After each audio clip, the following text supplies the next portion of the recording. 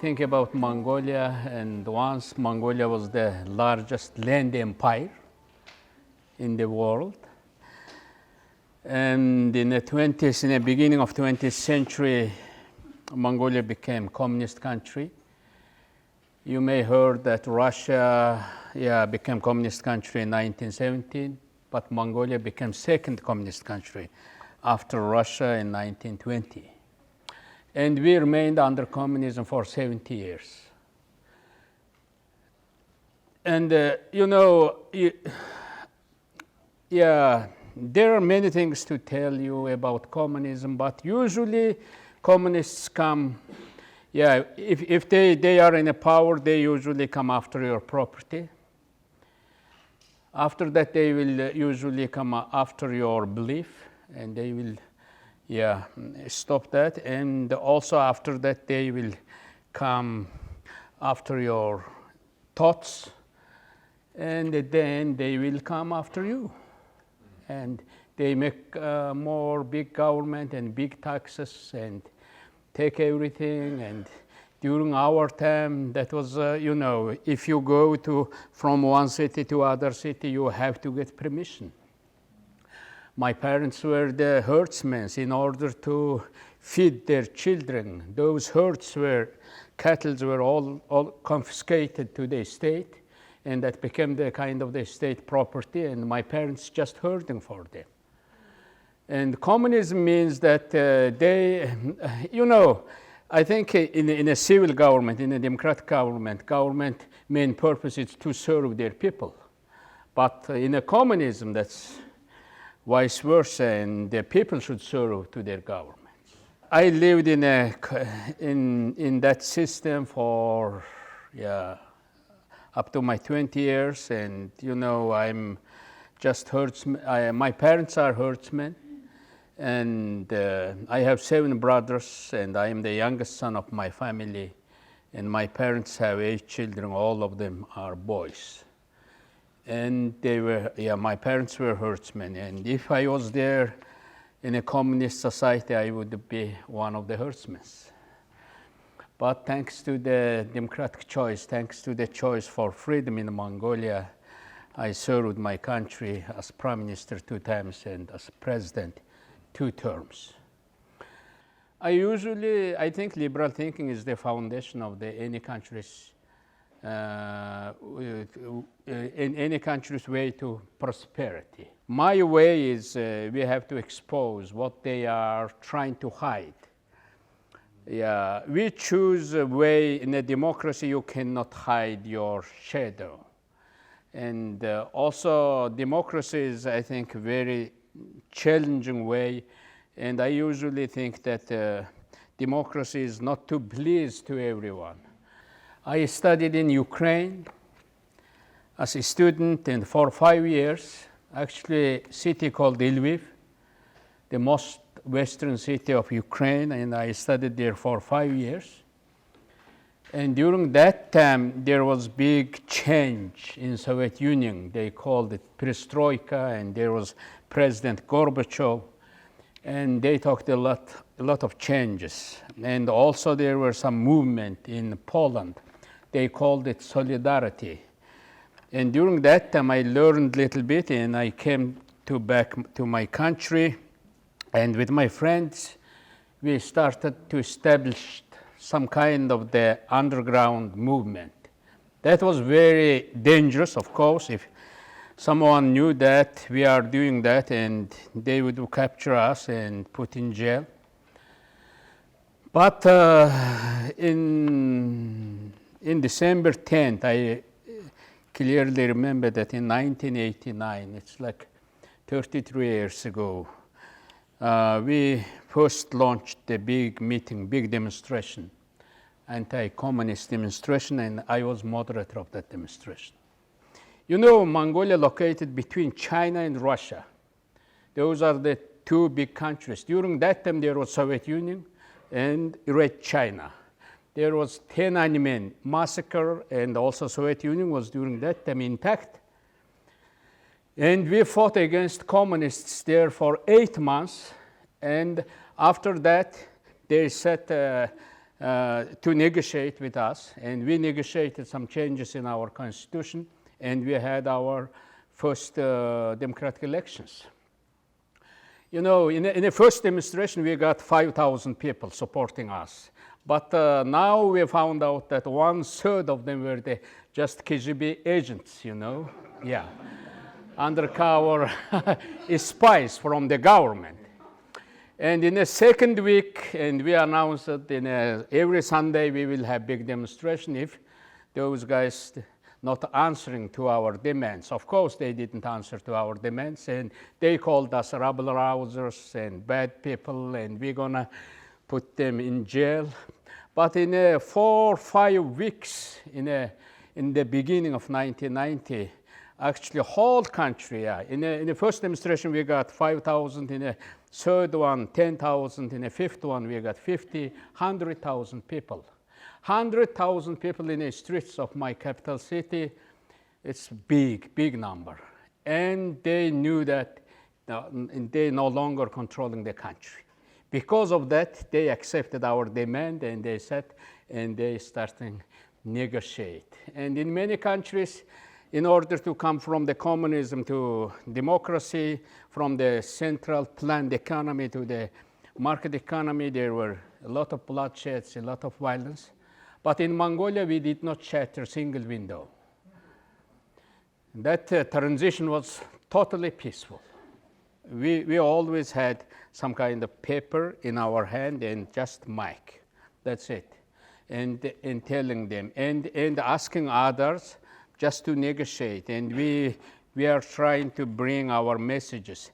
I think if we used some violence against communist leaders, they would find the reason to use guns against us. If we get guns against communists, they would find reason to use tanks against us. But when they come to us and we just have microphone and just paper and we are asking, you know, I think private property is a good thing. And when we started our movement, we just, in July 1990, we had our first democratic elections in Mongolia. And since then, I am involved in public life. I really believe in the power of freedom, and when I was I one time visited Cuba when I was president, and during that time, Raul Castro was their president, and I gave a speech there in Havana University. And title of my speech was, "Every bit of human heart is called for freedom."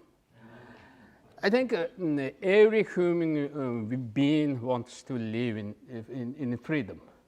But sometimes they, of course, because of the propaganda or other things, and they kind of they subjugated or they believe in a socialist ideology. And I think this fight will go forever. And also there are some people think that free handouts and all those gifts and, you know, those forgiveness, something like that, student loan or something like that is nice, but it's, in reality, it's against, you know, against creativity, against wealth, against, you know, hard-working people. One time I know that from our history, Stalin, Soviet leader, meeting our leader and, hey, raise your ships 200 million. Mongolia had only 25 million cattle. And Stalin saying that raise that to the 200 million. It was impossible. And they tried to do that, but it never reached. But when we privatized those cattle to the farmers, to the herdsmen, within 10 years, we got 60 million sheep. And all those communists told us, if you give that sheep to their herdsmen, they will slaughter every sheep and eat it, and no sheep will be left in Mongolia. That was their propaganda. But when we said, if we gave their property to their owners, they will raise wisely than our governments. You guys communists. That was our counter argument. And that happened in Mongolia. Before 1990, in Mongolia, only 3% of our economy was produced by the private enterprises. After we privatizing, after we introduced the market economy, within 10 years, 80% of our GDP, 80%, produced by the private enterprise. I was in Iran and meeting with the Ayatollah Khamenei, as Irani leader, and when I shook his hand, he told me that we are grateful for Mongols. And I asked, why you are grateful for us? And he said, oh, Mongols built first observatory here, first observatory for stars to look. And Mongols built first university in Iran. Mongols built first hospitals, even hospitals for the mentally ill people. And at the end, Mongols made Shia religion their main religion there. And we were there for centuries. In Iran, in China, in Russia. And because of that, we think big, and we like freedom. You have in your heart, in your mind, your idea is better, you know. Ideas related with the freedom is better, and because of that, you have to make kind of the counter-argument. You tell them, don't shy, you know. That's the way to handle that issue. That's everywhere. And you have a principle, you have a maybe idea, and tell them openly. And tell to your children, tell to your young people, and that's it. And that's the way how to handle with those bad ideas. What is nice about America, I think, there are some countries can offer nice cars or good wines, but America offers humanity freedom. That's the most essential thing, I think. And because of that, we like America. I thought after democratic election, we're gonna rid of communists.